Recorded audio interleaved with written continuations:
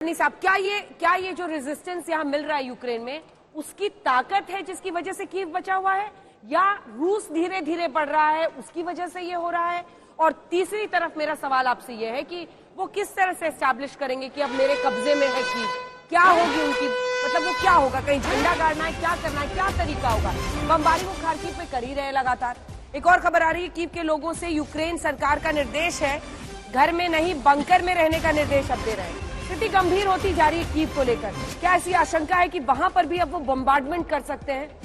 ऐसे है अंजना की दो चार बातें हमें ध्यान में रखनी पड़ेंगी। एक तो रूस शुरू से नहीं चाहता था कि इस तरह की बर्बादी हो, लेकिन जिस प्रकार से यूक्रेनियन ने एक मुद्दा बना लिया है कि वो लड़ेंगे और आखिरी दम तक लड़ेंगे, नंबर एक। नंबर दो, जिस प्रकार से जैसे 60 स्क्वायर किलोमीटर का इलाका है कीव, तो उसको घेराबंदी करना है तो बहुत ताकत चाहिए। आसान नहीं है कि 60 स्क्वायर किलोमीटर के एरिया को घेराबंदी करना पूरा का पूरा। और इसलिए वो आप देख रहे हैं कि 60 किलोमीटर लंबी, 60 मील लंबी जो कतारें लगी हुई है वो है। नंबर 3 जो बात है, क्योंकि अब कीव में लड़ाई होनी है, कीव का जो 35 लाख की आबादी थी उसमें से तकरीबन मैं कहूंगा 20 लाख तो बाहर निकल गए। आप बात कर रहे हैं सर, एक बार जरा एयर रेड सायरन बता देंगे। जो फ्रीडम स्क्वायर है वहां पे, फ्रीडम स्क्वायर पर ये एयर रेड सायरन इस वक्त वहां पर बज रहा है, जो क्लियर इंडिकेशन है कि वो कोई हवाई हमले की आशंका है, एयर रेड की आशंका है। कह रहे घरों में नहीं बंकर्स में जाइए, घर में मत रहिए, इतना सुरक्षित खुद अब यूक्रेन की सरकार जनता को सीधा कह रही है। एयर रेड सायरन की आवाज एक बार सुना देते हैं अपने दर्शकों को, जो इस वक्त जरा कल्पना कीजिए किस तरह की दहशत में लोग इस वक्त होंगे वहां पर। कोई शक नहीं।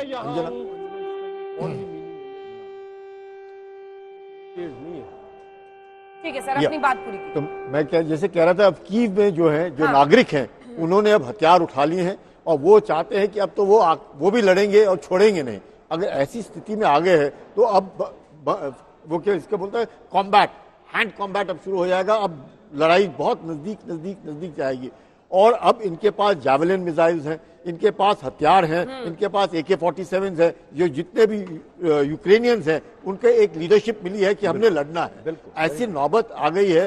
रूस सोचता था कि कीव गिर जाएगा, अपने आप गिर जाएगा, वो नहीं हुआ।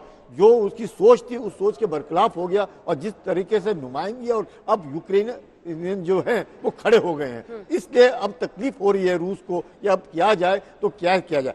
हो सकता है एक ऑप्शन अभी भी है, जो अगर जेलेंस्की आज और अभी उनको मालूम है ये रात जो है बहुत कठिन रात है, हो सकता है जिस प्रकार से पुतिन ने इरादा बना लिया है कीव को ध्वस्त करने के लिए, अगर वो सरेंडर करते हैं, मुश्किल लग रहा है क्योंकि नाटो एक मिलिट्री अलायंस है, यूरोपियन यूनियन एक इकोनॉमिक अलायंस है। उन्होंने इकोनॉमिक अलायंस ज्वाइन कर लिया है। जेलेंस्की को जिस प्रकार से स्टैंडिंग ओवेशन दे रहे हैं, तालियां बजा रहे हैं, साफ है कि EU तो वो अब सदस्य बन गए, तो इकोनॉमिक यूनियन यूरोपियन यूनियन के सदस्य है। EU का सदस्य बनने से तो फिर वो कह रहे हैं कि मुझे इस तरह की जंग से, आक्रमण से निजात। यूरोपियन यूनियन इकोनॉमिक अलायंस है, नाटो मिलिट्री अलायंस है, तो मिलिट्री अलायंस के सदस्य नहीं है ये। नहीं, मगर यूरोपियन यूनियन के भी अभी तक वो मेंबर नहीं बने हैं। वो 27 देश का यूरोपियन यूनियन है।